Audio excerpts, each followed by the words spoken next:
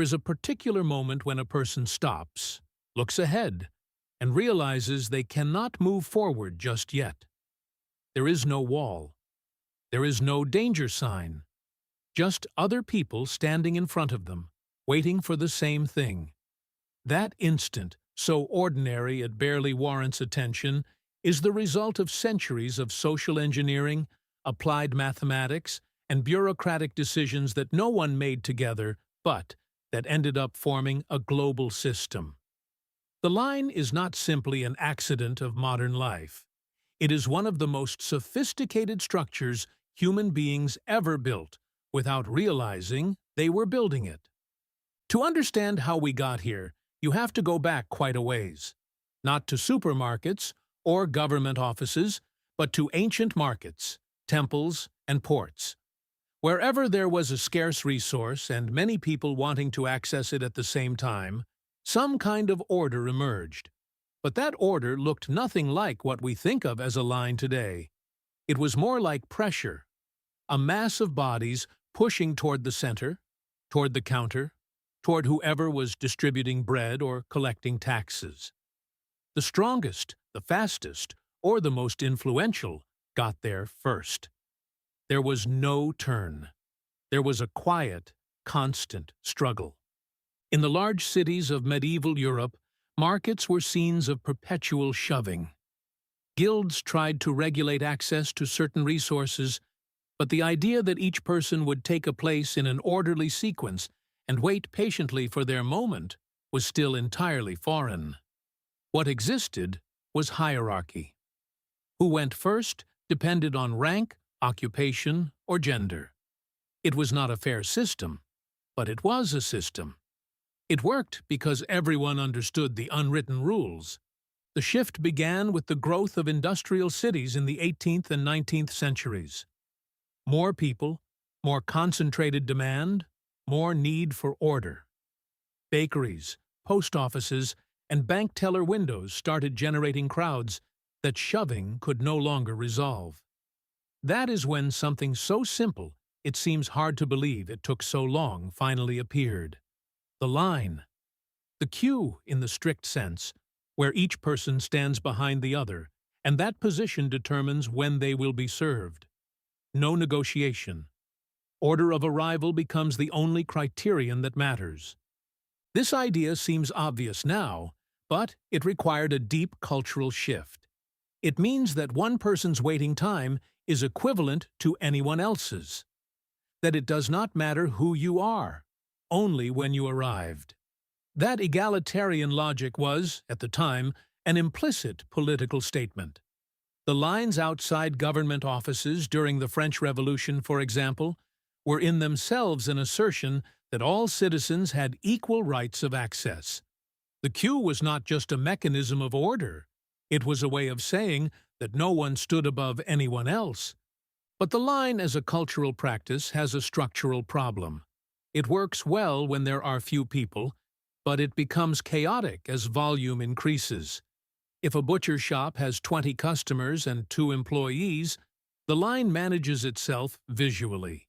But if there are 200 customers and space is limited, you need more than a physical row. You need a system of representation, a way for each person to hold their place in the sequence without being physically present in it. And that is exactly what the numbered ticket solved. The turn ticket has a hazy origin, but its widespread expansion happened in the late 19th and early 20th centuries, in institutions handling large volumes of people, hospitals, post offices, government agencies. The logic was elegant. When you walk in, you receive a number.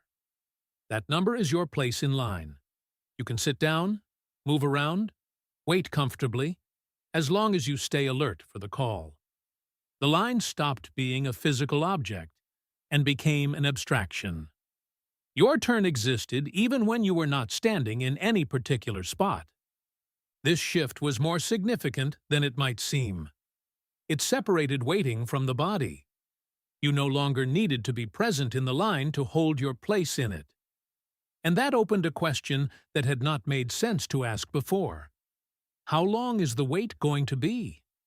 With a physical line, you could look at it and make a rough estimate. With a ticket system, the number in your hand told you nothing about time, only about order. Answering that question required something different. It required mathematics. In the early 20th century, a Danish engineer named Agner Krarup Erlang was working for the Copenhagen Telephone Company. His problem was specific. How many telephone lines did the network need so that users would not wait too long when making a call? Calls arrived irregularly, unpredictably. There was no way to know exactly when the next one would come in or how long it would last, but Erlang found that there were ways to model that behavior in probabilistic terms. He could calculate averages, arrival rates, service times, and from those predict how the system would behave under different conditions.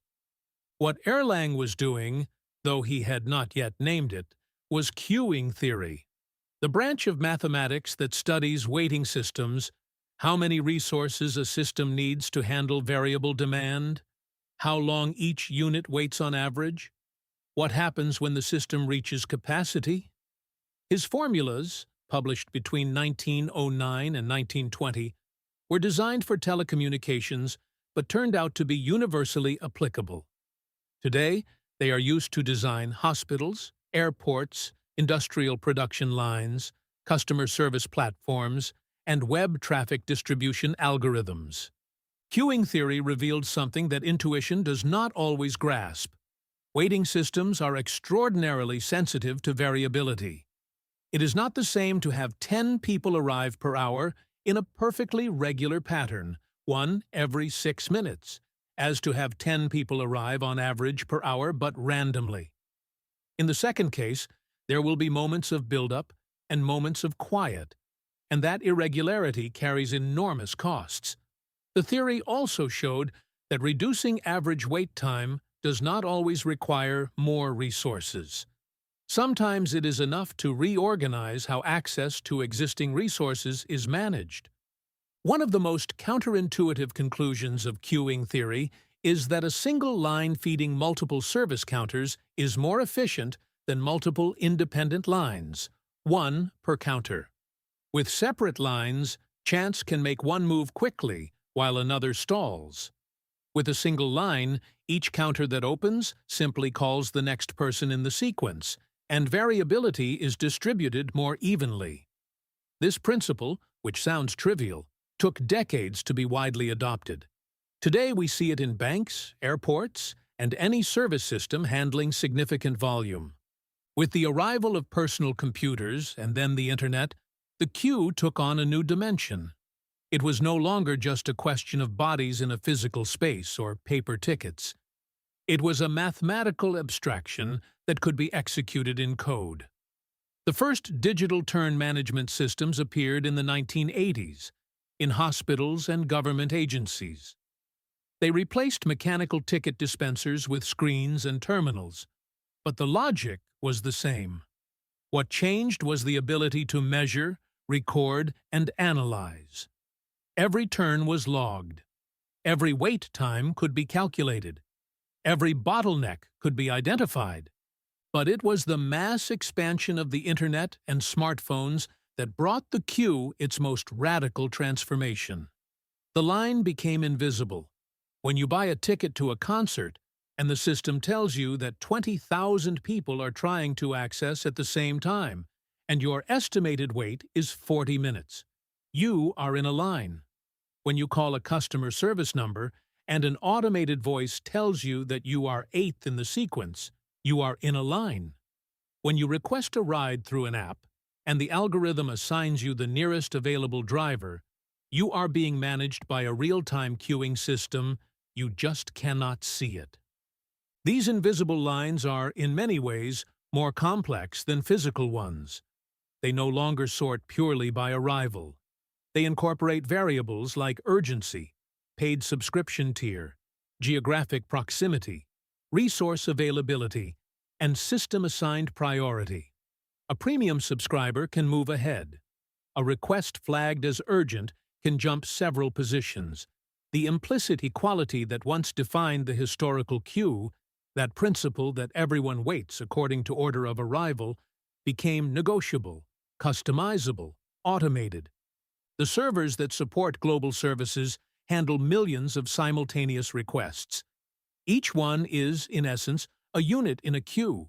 The algorithms that decide which to process first, how long each one waits, how to distribute the load across different computing resources, are sophisticated variations on the same principles Erlang formulated for Copenhagen's telephone lines more than a century ago. The scale changed dramatically. The core logic held. Something is lost in the invisible queue, and something is gained. What is lost is the shared experience of waiting together. The physical line has a social dimension that the digital turn does not replicate. When you wait in a line, you see who is ahead of you, you estimate how long it will take, you talk, or simply share time with strangers who want the same thing you do. There is a direct sense of where things stand. What is gained is convenience and efficiency. You can wait anywhere, focus on something else, receive a notification when your turn arrives. The wait has not disappeared, but it is no longer a physical presence. What remains, in both cases, is the fundamental logic that began taking shape centuries ago. There are more people than available resources at any given moment, and the order in which those resources are accessed needs some kind of system. That system might be a shove in a medieval market, a line outside a 19th-century bakery, a numbered ticket in a government office, a mathematical formula applied to telecommunications, or a load-balancing algorithm running on a server. Different ways of solving the same problem that appears whenever someone's time has value, and the resources to serve them are finite. Waiting is not going away. What keeps changing is how it gets organized. And behind every version of that organization is a story of necessity, ingenuity, and decisions that no one made with the whole picture in mind, but that ended up building something that works.